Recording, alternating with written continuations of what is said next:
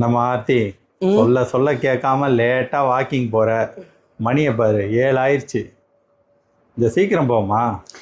வெயில்லாம் start ஆயிடுச்சு. 6 மணிக்கு தான் கொஞ்சம் வெளியில் போய் எட்டி பார்த்தேன். 5:30க்கு அவ்வளோ வெயில் கொளுத்துது. 6 o'clock போனேன், ஓகேவா இருந்தது. அப்படியே கிளம்பி போயிட்டு வந்துட்டேன். இப்போ தான் நல்லா இருக்குமா, இதே தொப்பையாக வேர்த்துட்டு வந்திருக்கு. துணி வேற பயங்கரமாக ஆகுது. காலையில் வாக்கிங் போகிறது, சாயங்காலம் வாக்கிங் போகிறது. எனக்கு ஒரு ஐடியா. அதான் வாஷிங் மிஷின் இருக்கே, துவைச்சிரு. அந்த வாஷிங் மிஷின் ஐடியா தான் எங்கே தெரியுமா வந்துச்சு? தாய்லாண்டில் வந்துச்சு. Washing machine come dryer. இப்போ நம்மளது அப்படிதான். நான் சொல்றது உடனே எடுத்து யூஸ் பண்ணுற மாதிரி ட்ரையர் நம்ம ஊரில் இருக்கா?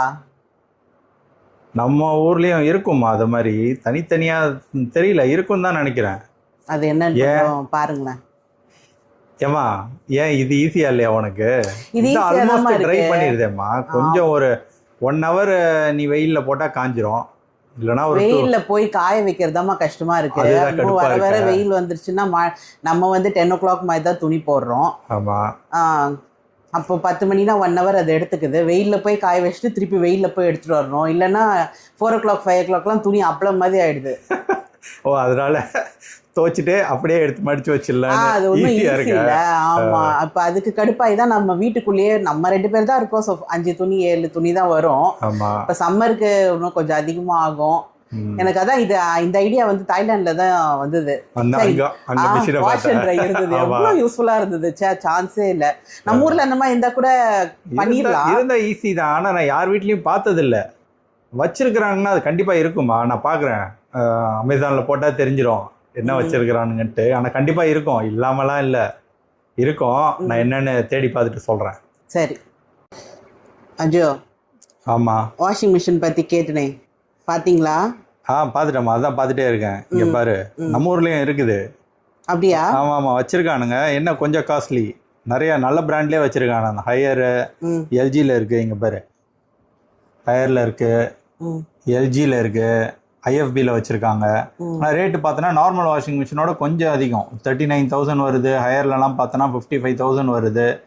ஸோ இது வாஷிங் லோடு பார்த்தோன்னா 11 kg, ட்ரையர் லோடு வந்து 7 kg தான் இருக்கணும்னு போட்டிருக்கான். ஏன்னா ட்ரை பண்ணுறதுக்கு வந்து உனக்கு நிறையா கொச்சன்னு துணி இருக்கக்கூடாது.